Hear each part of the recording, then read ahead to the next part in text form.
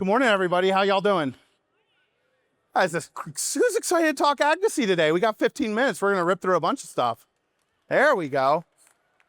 We're going to have a panel later today of talking about how a lot of larger organizations are advocating every single day for all of you on some really large-scale issues. But I want this conversation that Whitley and I are going to have and share with you guys to be talking about things that all of you can be doing. You don't need some big, massive organization to make an impact, and you don't need to fix every problem in the world to have an impact.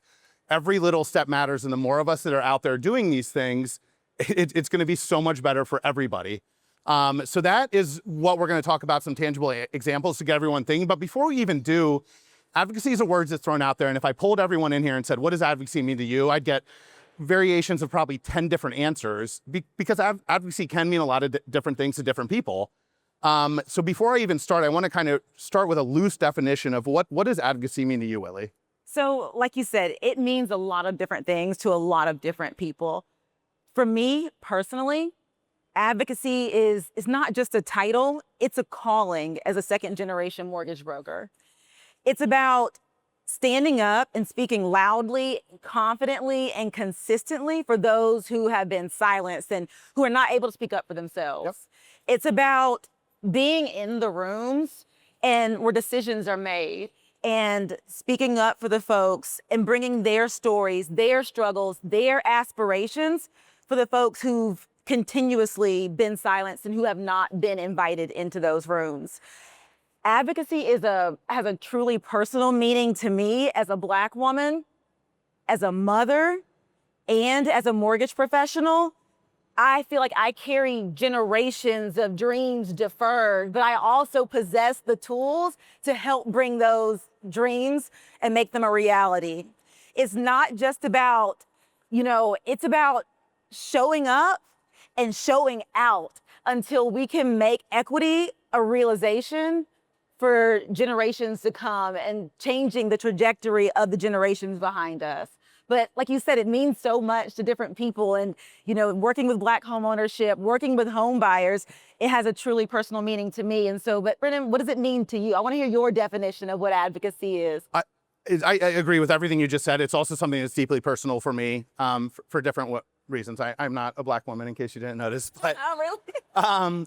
The fallout, I got in the mortgage industry in 2005, and the fallout of 2008 impacted my life deeply, and I never wanted to be in that position again. It's why I opened up my own brokerage, and I keep things small and nimble, and it is why I do the advocacy work that I'm doing right now. I don't want that to ever happen to mortgage brokers again.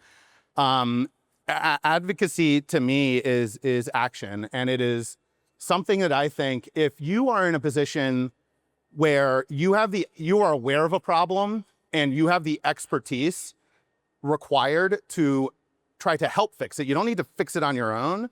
I feel that, honestly, as citizens, we have an obligation to each other to do it, because who else is going to do it if the expert on this issue isn't willing to speak up and say something? And to Whitley's point, whether it's people from marginalized communities or just consumers out there, they don't know how to fix these problems. They buy a house once every 10 years. Like, you're expecting them to go to the regulators and talk about how much of a rip-off credit report costs have been, or title insurance, or any of those things. It's not a reasonable expectation. That's things that we do every single day. And I think it's an obligation that all of us should take seriously. You don't need to spend half of your time, running an advocacy organization like I chose to do, but there's lots of little ways that you can help. And you don't have to solve the problem. You don't have to solve it on your own. Advocacy is not about results. It's about progress. It's about doing the work and hoping that you fix it, or hoping that other people are rowing in the same direction. Like Bob over here at the Mortgage Bankers Association, we do a lot of things in correlation with them all the time. Push, push, push, and hope others are doing the same, and then get the result that you're hoping for. That is what it means to me on a level. And whether you guys are passionate about, if you're out here and mortgage is just a job to you, I doubt it. You came all the way here, but that's okay. There's something in your life that you're passionate about and you're an expert on, and the people to fix these problems are significantly more accessible than you think they are, whether it's local legislators or state legislators or congressional offices. I promise you they want to hear from you more than they think that they do. Like you are their clients. You are able to put them in office, not just with your vote, but if they don't keep you happy, what are you going to do? You're going to run and talk shit about them to all your friends and family. They recognize that, and it's a real problem. These people will listen to you. Their offices will listen to you. Like, you have so much more agency and power than you possibly think you do. And everyone cares about housing. Like, you're all basically small business owners. You're in housing. You are powerful within your communities, within your states, within your congressional districts, so much more than you think. So I want everyone walking away feeling motivated, but also like with some tangible takeaways. Like, what are some things that I can be doing tomorrow in my community, in my industry, in my whatever? And Whitley, I'd love if you could share a story of something that you advocated for, that whether it's repeatable or not, but just gets people motivated and thinking about ways that they can make an impact. Do you have any examples of that you can share with everybody? So yeah, I have a couple of examples, and I want to give more than one because, like you said, it doesn't always have to be a huge production or a part of a huge organization for us to be able to make impact and change in our actual communities. Community is everything to me. The place where I live, where I raise my son. So different ways that you can personally be an advocate for those in your community, for the people that you work with, is just as simple as I have an example of a loan that is closing on Monday, where a borrower came to me and it's a first-time home buyer, desperate to become a home buyer. You know, same old story that us as mortgage brokers, we hear all the time. They went to the big bank. Now, in this case, the big bank did approve them, but for a very little amount. And they came to, it wasn't anything they could buy a safe and habitable home for their family. And so my team, we look at this loan and we were able to pre-approve them for 130% more than what the bank approved them for. Now, to me, I'm just like, I'm doing my job. You know, I got them approved. They're able to find a home, the price point they want to. But what was the difference between my approval and the bank's approval? I went and got the 2 last year's pay stubs to show their overtime, to be able to count the overtime income to get them approved for what they wanted to be approved for. Now, that's something that every single person in this room can do. Just ask the extra question, get the extra document to be able to approve people to actually get into homes. So that didn't take some huge production to do. It's just going the extra mile to work in the best interest of your client so they can realize their dream of becoming home buyers. Another instance for advocating is, I think a lot of folks who know me know that I'm passionate about creating a more diverse mortgage industry.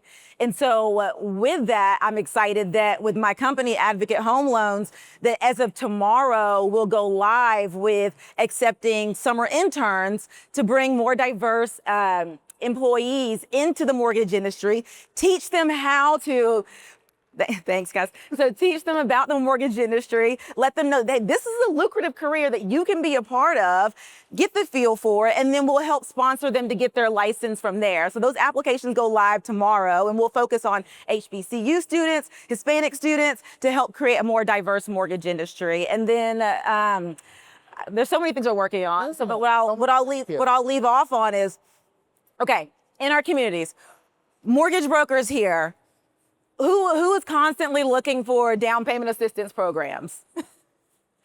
We all are, right? And so we know that we, as mortgage brokers, a lot of times, you know, we're grateful to have partners like EPM that has a DPA program, but we have all of these local and state programs that mortgage brokers get excluded from.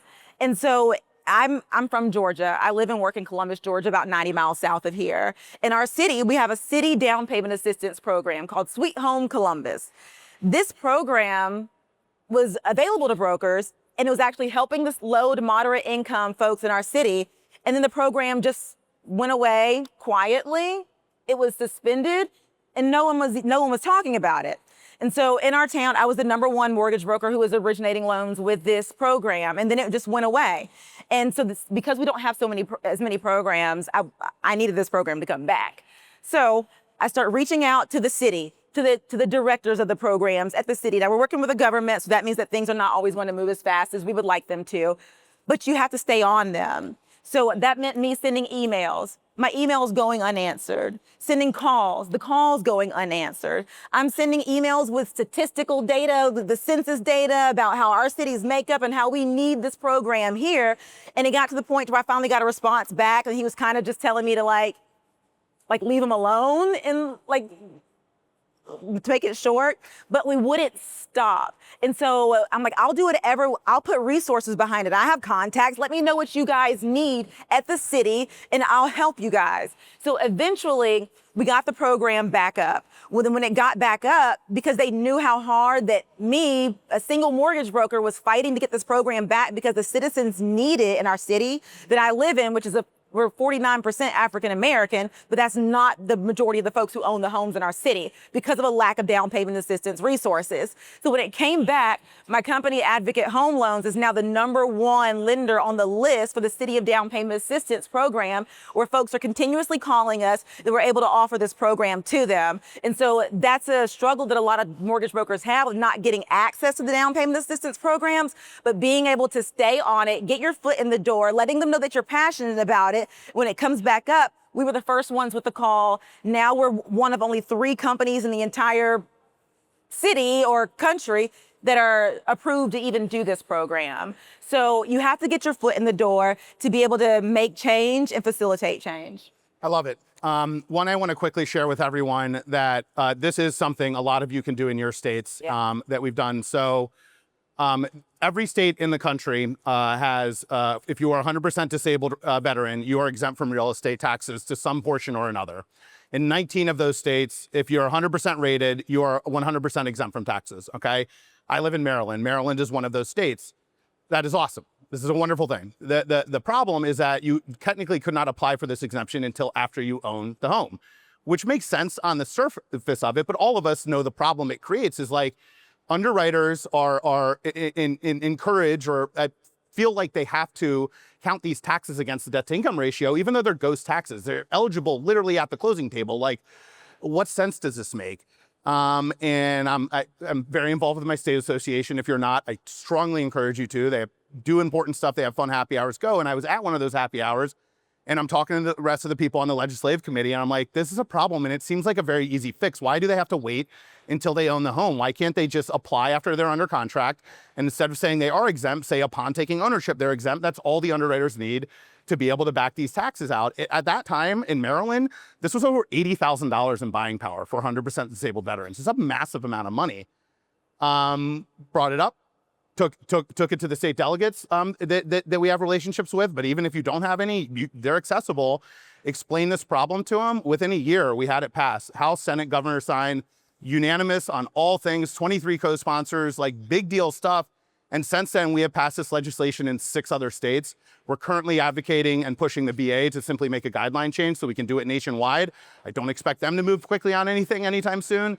So if this is something that you're interested in doing in your state, the back has a booth right at the end of the hallway. Come down. We can get you the resources to look into it later, see if it's relevant in your state or not, and what you can do. It is a common sense piece of legislation. When you find the right person, all of you know how awesome this is. On average in those 19 states, it's $67,000 in buying power. Massive, massive deal. Thousands of dollars not brought to closing in a tax escrow that's going to get refunded to them. It's a big deal. And it's common sense legislation. It helps disabled veterans become homeowners, and it doesn't cost the state any money. Like, that is a politician's wet dream. They can go back to their constituents, and it doesn't cost the state any money. Politicians get a lot less patriotic when it costs the state money. I'll tell you that right now. So if you can find a free way for them to help them, you're going to have a lot higher chance of success. Joe Dion did it in Florida. Ross Sykes is around here, did it in Alabama. Talk to him about it. Like, this is achievable. I was helping them, but they went and did it, and you guys can too. So yeah.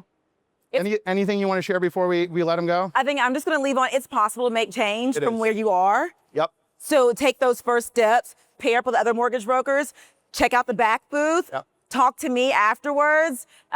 Just take those steps, work in the best interest of your clients, change the community, leave it better than the way that you found it. And I don't think we can lose that way. Nope. And if you hate trigger leads, that's the #1 thing we're working on. We have a QR code. Within 30 seconds, you can have an email to your legislator telling them how important it is and you want their support.